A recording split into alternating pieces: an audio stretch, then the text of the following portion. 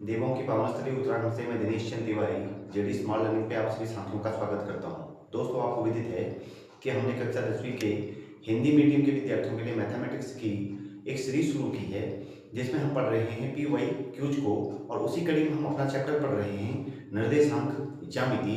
उसमें भी हमने अपनी पिछली वीडियो में कुछ सवालों को देख लिया था, और आज हम जानेंगे कि बोर्ड हमसे 2 से 4 नंबर के सवाल किस तरीके से पूछता है। तो आइए शुरुआत करें अपने पहले क्वेश्चन से। हमारा पहला प्रश्न आज में यह कहता है, y अक्ष पर वह बिंदु ज्ञात कीजिए जो बिंदु 6,5 तथा -4,3 से समदूरस्थ हो। यह सवाल हमें 2012 और 2018 में पूछा गया है। आप जानते हैं कि जब भी y एक्स पर किसी बिंदु की बात करेगा तो हम x एक्स को 0 लेते हैं, अर्थात हम कह सकते हैं कि मान लेते हैं कि हमारे पास दो बिंदु हैं, एक है पॉइंट ए और एक है बिंदु बी, और यहां हम मान लेते हैं कि कोई बिंदु पी है। y एक्स पर पूछ रहा है तो y के लिए x एक्स हमेशा हम 0 लिखेंगे और y को y लिख देते हैं। और a के निर्देशांक उन्होंने कहा कि 6,5 हैं, तो a बिंदु के निर्देशांक हम लिख देते हैं 6,5, और बिंदु b के निर्देशांक है -4,3। और पूछा गया है कि इस बिंदु P से इस A की दूरी और इस बिंदु P से इस बिंदु B की दूरी क्या होगी। अर्थात हम कहेंगे कि PA की दूरी बराबर होगी PB के दूरी के। अब आप जानते हैं कि ऐसी स्थिति में हम दूरी सूत्र का यूज करते हैं, और दूरी सूत्र लिखा जाता है हमें वर्गमूल x2 माइनस x1 का whole square plus y2 minus y1 का होल स्क्वायर। यहां हम देखेंगे तो P और A के बीच की दूरी कहते हैं, तो यहां हम x इक्वल टू लिख लेंगे। x इक्वल से बनेगा हमारे पास 0, क्योंकि P का निर्देशांक x 0 है, और A का पहला निर्देशांक x2 इक्वल बनेगा 6।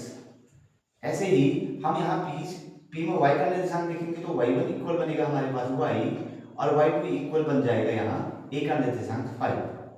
दूसरी वाली सिचुएशन में हम देखेंगे P और B के बीच की दूरी, तो PB के बीच की दूरी के लिए x का निर्देशांक x1 बनेगा 0 और y1 बनेगा, और यहाँ B का पहला निर्देशांक x2 बन जाएगा -4। ऐसे ही P के अंदर y का निर्देशांक y1 इक्वल्स y, और यहाँ y2 इक्वल्स हो जाएगा B का निर्देशांक 3। अब हम अपने इस दूरी सूत्र का प्रयोग करेंगे दोनों के लिए। तो पहले हम लिखते हैं कि PA, तो PA के बीच के निर्देशांक को लिख लेंगे root x2 minus x1, x2 की जगह आएगा 6 माइनस 0 का whole square plus y2 minus y1, तो y2 की जगह हमारे पास है 5 और माइनस y का होल स्क्वायर, इक्वल्स में हम रखेंगे रूट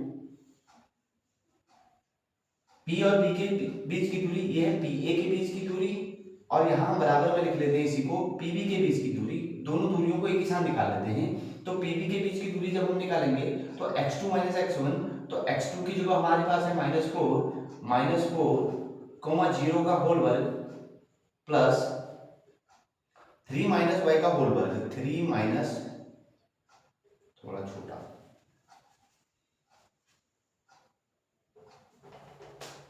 यहाँ नीचे लिख देता हूं 3 माइनस y का होल वर्ग। अब गौर कीजिएगा, जब भी हमें रूट खोलने होते हैं तो हम स्क्वायर कर देते हैं, इसलिए मैं यहीं पर इनका होल स्क्वायर कर देता हूं। इनके ऊपर होल स्क्वायर दोनों पक्षों में इनका होल वर्ग लगा देता हूं। यहाँ अब वर्ग लगाने से क्या होगा कि इस स्क्वायर से इसका अंडर रूट कैंसिल हो जाएगा, और दूसरी साइड के भी स्क्वायर से इसका अंडर रूट कैंसिल हो जाएगा।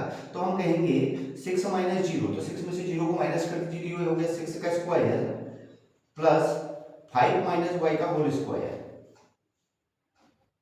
इक्वल्स -4 और 0, प्लस का 4, तो 4 का स्क्वायर और प्लस 3 माइनस y का होल स्क्वायर। अब आप जानते हैं कि 5 माइनस y का होल स्क्वायर और 3 माइनस y का होल स्क्वायर ये a माइनस b के होल स्क्वायर की आइडेंटिटी में खुलेंगे।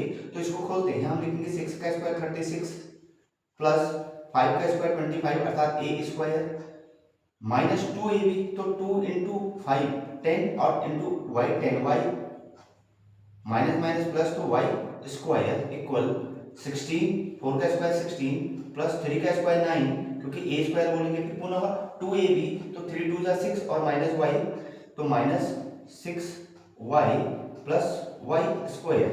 अब गौर रखिएगा 36 और 25 तो ऐड हो जाएंगे, यहाँ ऐड कर देते हैं, तो 5 में 6 ऐड हो जाएगा 1 और 3 में 2 5 करेंगे तो 61 माइनस 10y, वाई स्क्वायर यहाँ भी है, वाई स्क्वायर यहाँ भी है, दोनों को यही कैंसिल आउट कर दीजिए, तो ये बनेगा 61 माइनस 10y इक्वल्स 16 में 9 ऐड करेंगे तो बनेगा 25 माइनस 6y। 25 को ट्रांसपोज कीजिए एलएचएस में लाइए और माइनस 10y को ट्रांसपोज करके आरएचएस में ले जाइए, तो ये बनेगा 61, यहाँ प्लस का है यहाँ के माइनस करेगा minus 25 equals to minus 6y, और यहाँ माइनस का 10 है, आरएचएस जाएगा तो प्लस हो जाएगा 10y। गौर रखिएगा 61 में से 25 को माइनस कर रहे हैं तो 11 में से 5 को निकालेंगे तो 5, यहाँ बचेगा 5, 5 में से 2 को निकाल दीजिएगा 3, तो माइनस 35 इक्वल्स 10 में से 6 को निकालेंगे, लेकिन माइनस का साइन है तो माइनस ही रहेगा, तो माइनस 4y, अर्थात हम कह सकते हैं कि y इक्वल्स बनेगा हमारे पास 35 अपॉन माइनस 4, y की वैल्यू जो हमारे पास निकल के आएगी वो आ जाएगी 35 अपॉन 11 में से 5 निकालेंगे 6, सॉरी 11 में से 5 निकालेंगे 6 आएगा, ये 36 बनेगा दोस्तों, प्लीज यहाँ सॉरी हो जाएगा, इसको डिवाइड करेंगे, माइनस का साइन है माइनस 4, तो माइनस y की वैल्यू आ जाएगी माइनस 9, अर्थात हम कहेंगे कि जो हमें बिंदु शब्दूरस्थ कहा गया है y का जो निर्देशांक आएगा वो आएगा माइनस 9, तो हमारे पास वो बिंदु बनेगा P जिसके निर्देशांक होंगे 0, माइनस 9।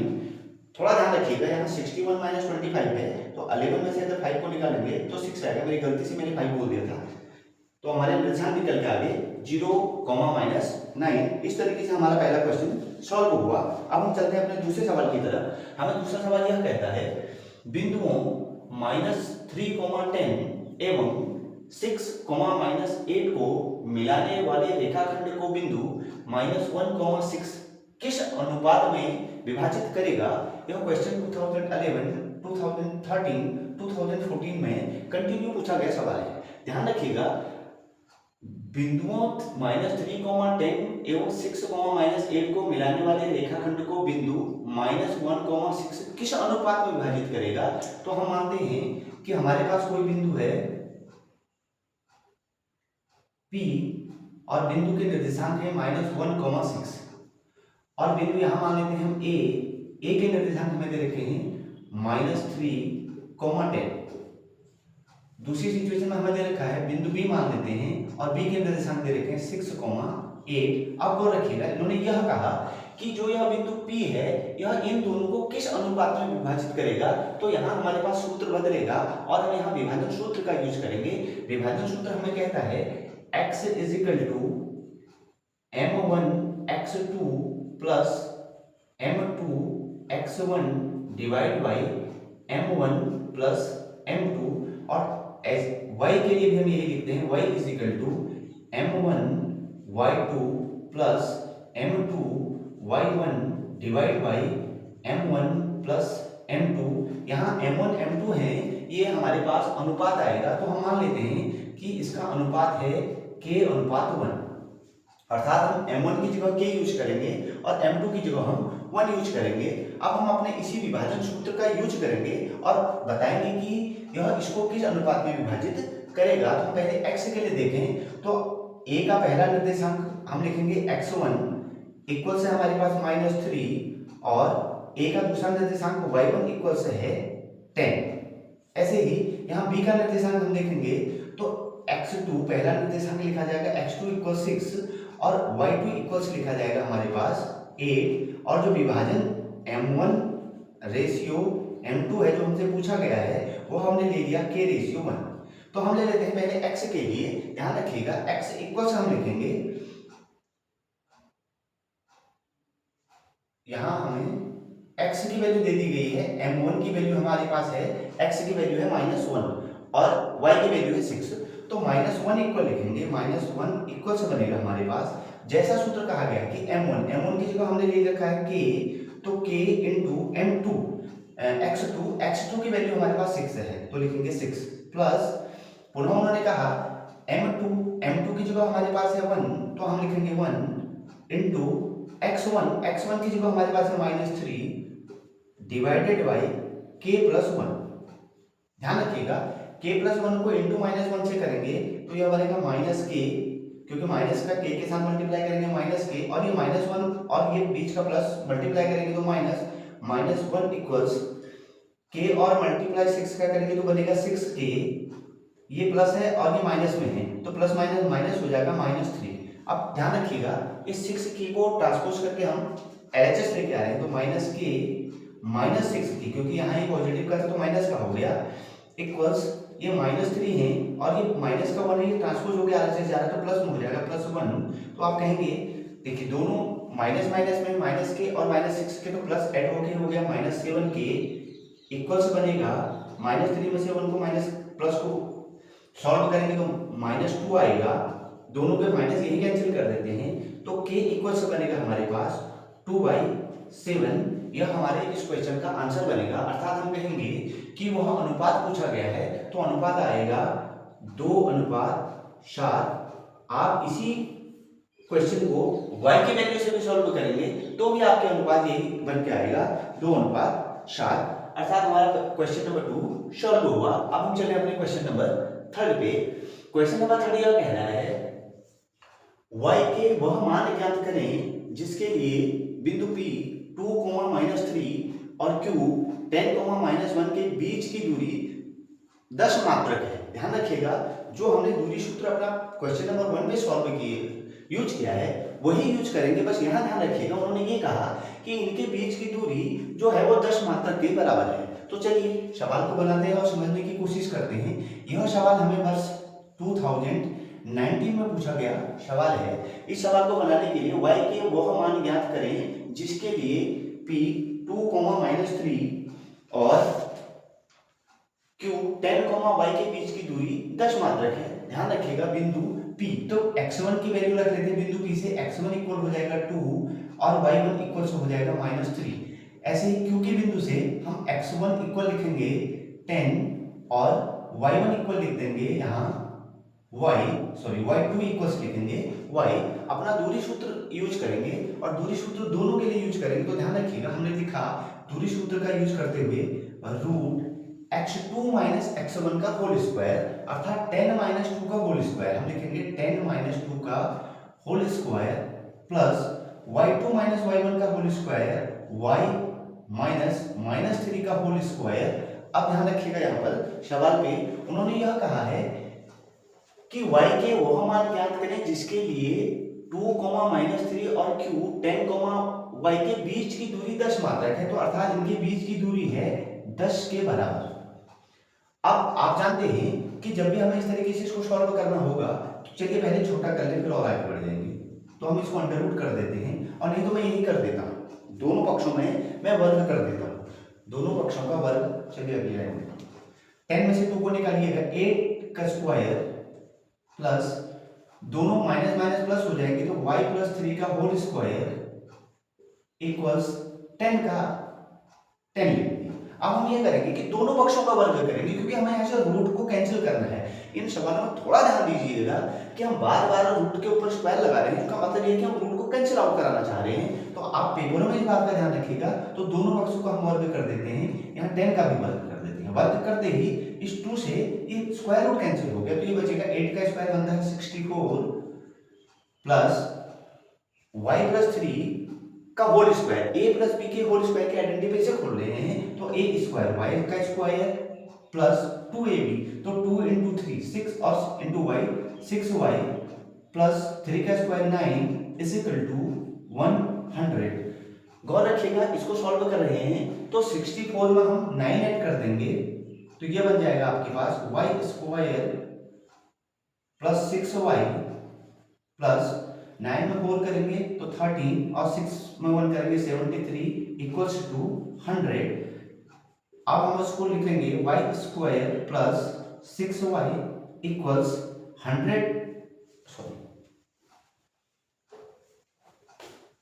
73 प्लस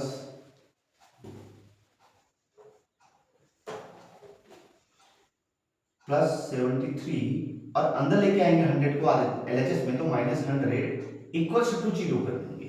अब इसको पुनः सॉल्व करें, ये बनेगा y² प्लस 6y माइनस 73 में से 100 को माइनस करेंगे तो हमारे पास आंसर माइनस में बन के आएगा।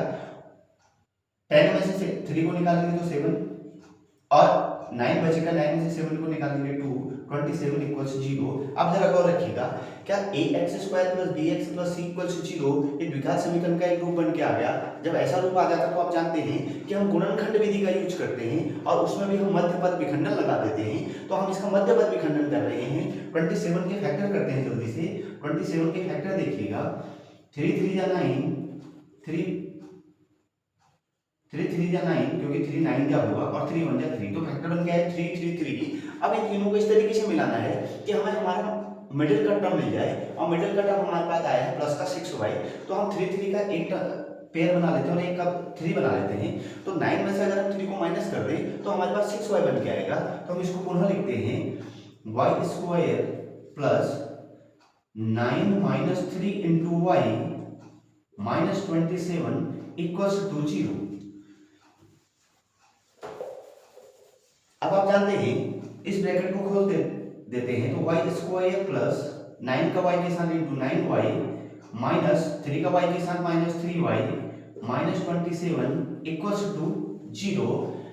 पेयर बना लेंगे तो y² प्लस 9y का एक पेयर बनेगा, माइनस 3y और माइनस 27 का एक पेयर बनेगा। तो इनमें से हम चाहें तो कॉमन y कॉमन ले सकते हैं, तो ब्रैकेट में बन जाएगा y प्लस 9 और यहाँ से माइनस 3 कॉमन आ जाएगा तो ब्रैकेट में बन जाएगा y प्लस 9, क्योंकि 9 से 27 को डिवाइड करेंगे तो 9 3 से 27 को डिवाइड करेंगे तो 9 आ जाएगा।